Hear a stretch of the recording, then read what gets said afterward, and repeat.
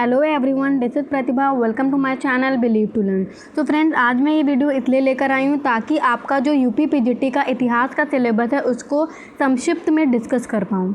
देखिए, आप ये ऑफिशियल तो देख ही पा रहे हैं, आप चाहिए तो आप इसका स्क्रीनशॉट ले सकते हैं और इसको भी डिटेल में पढ़ सकते हैं। इससे पहले भी आपने ऑफिशियल इतिहास का सिलेबस पढ़ा होगा, बट आज का ये वीडियो लाने का उद्देश्य ये है कि आपको संक्षिप्त में ये बात समझ में आ जाए कि एक्चुअली आपको पढ़ने किसमें कितने टॉपिक हैं और कितना पढ़ना है।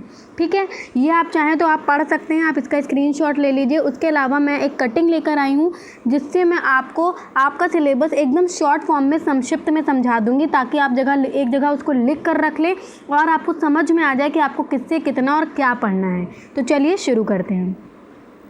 देखिए, अगर मैं प्राचीन भारत के इतिहास की बात करूं तो इसमें आपको पाषाण काल, सैंधव सभ्यता, वैदिक काल, धार्मिक आंदोलन, उसके अलावा छठी शताब्दी ईसा पूर्व की राजनीतिक स्थिति, मौर्य काल, मौर्योत्तर काल, गुप्त एवं गुप्तोत्तर काल, संगमकालीन दक्षिण भारत और पूर्व मध्यकालीन दक्षिण भारत, पूर्व मध्यकालीन उत्तर भारत और विविध मिसलेनियस मतलब। तो इसमें आपका जो मेन सबसे ज़्यादा इंपॉर्टेंट है उसमें पाषाण काल, सैंधव सभ्यता, वैदिक काल, धार्मिक आंदोलन, उसके अलावा आपका मौर्य काल, मौर्योत्तर काल आपका सबसे ज़्यादा इम्पॉर्टेंट है और गुप्तोत्तर काल भी आपका इम्पॉर्टेंट है। आपको पता होना चाहिए कि आपको कुछ 12 टॉपिक जो हैं, 12 चैप्टर जो हैं वो आपको कवर करने हैं। इतना सब कुछ उसमें लिखा है, लेकिन आपको मेनली 12 चैप्टर कवर करने हैं। वो पूरा संक्षिप्त में यहाँ पर लिखा हुआ है, जो मैंने आपको दिखाया सब कुछ कवर करा गया है। तो पूरे 12 चैप्टर आपको कवर करना, और आपको पता होना चाहिए कि 50 प्रश्न पूरे आ जाते हैं प्राचीन भारत से। और इस बार 2021 का जो एक्सपेक्टेड मैंने क्वेश्चन बताया था, वेटेज बताया था पिछले वीडियो में, जिसमें बहुत ज़्यादा विश्लेषण करने के बाद मैंने आपको बताया कि इस बार कितने क्वेश्चन आने के चांस हैं। उसमें भी मैंने आपको बताया कि 50 क्वेश्चन आपके प्राचीन भारत से आएंगे। तो इस पर आपको फोकस करना है। इसका आप स्क्रीनशॉट लेकर इसको कहीं रख लीजिए, क्योंकि यही टॉपिक हैं जो आपको कवर करना, और आपको भी आसानी होगी ये समझने में कि आपको कितना पढ़ना और कितना भी आपका बाकी है। अब अगर हम बात करें मध्यकालीन भारतीय इतिहास की, तो उसमें सबसे पहला टॉपिक है भारत पर मुस्लिम आक्रमण, फिर दिल्ली सल्तनत, खिलजी वंश, तुगलक वंश, सैयद एंड लोदी वंश। ठीक है, सैयद एंड लोदी वंश। उसके अलावा आपका ये है सल्तनत कालीन प्रशासनिक, आर्थिक एवं कलात्मक गतिविधियाँ, मध्यकालीन क्षेत्रीय राज। उसके अलावा मध्यकालीन धार्मिक आंदोलन, मध्यकालीन भारत, बाबर, हुमायूं, अकबर, जहांगीर, ये सब बहुत इंपॉर्टेंट है। ठीक है, उसके अलावा इसमें कुछ 19 टॉपिक हैं। जिस तरीके से आपका जो प्राचीन इतिहास था उसमें कुछ 12 टॉपिक थे, इसमें 19 टॉपिक हैं। तो नेक्स्ट है आपका शाहजहां, औरंगजेब, आपका मुगलकालीन प्रशासन एवं अर्थव्यवस्था, मुगलकालीन कला, मुगलकालीन साहित्यिक रचनाएं, सूर्यवंश और सिख संप्रदाय।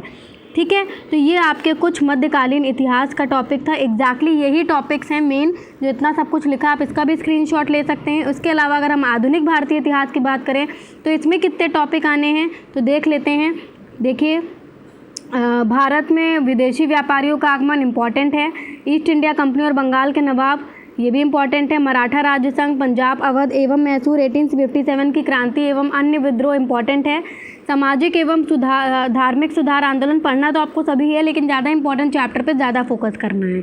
और प्राचीन भारत पर सबसे ज़्यादा फोकस करना है, क्योंकि उसमें 50 क्वेश्चन आने की संभावना बनी हुई है। ठीक है, फिर ब्रिटिश भारत में शैक्षिक गतिविधियाँ और ब्रिटिश भारत में आर्थिक गतिविधियाँ, सामाजिक एवं धार्मिक सुधार आंदोलन, भारत में संवैधानिक विकास, गवर्नर जनरल और आपका भारतीय राष्ट्रीय कांग्रेस, भारत में क्रांतिकारी आंदोलन इम्पॉर्टेंट है बहुत, भारत के बाहर क्रांतिकारी आंदोलन, 20वीं शताब्दी के राष्ट्रीय आंदोलन, ये भी इम्पॉर्टेंट है।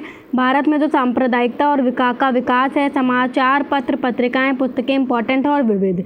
तो इतने कुछ 17 टॉपिक्स हैं आपके। तो आपको समझ में आ गया होगा कि आपको किससे कितना पढ़ना है। तो ये सब इतना सब कुछ लिखा हुआ है संक्षिप्त में, मैंने आपको पूरा सिलेबस बता दिया। आप उस टॉपिक का स्क्रीनशॉट लेकर उसको कहीं लिख कर रख लीजिए।